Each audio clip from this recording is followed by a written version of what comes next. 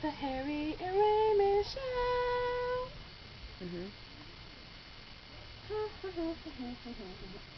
Harry, how's it going? Hi, haven't seen you in a... Harry, is something... I can't talk to you, Raymond. Well, Harry, why not? Is something the matter? I said I can't talk to you, Raymond. Respect that. But Harry, what happened? Are you mad at me? Did I do something wrong? Please, Harry, just talk to me. You wouldn't understand, Raymond.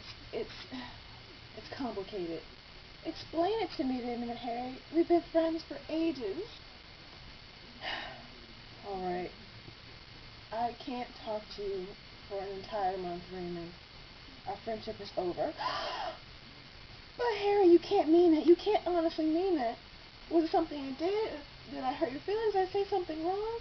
Harry, what is it? Raymond, it's not you. I've been dared not to say you for an entire month, and it means I have to say goodbye.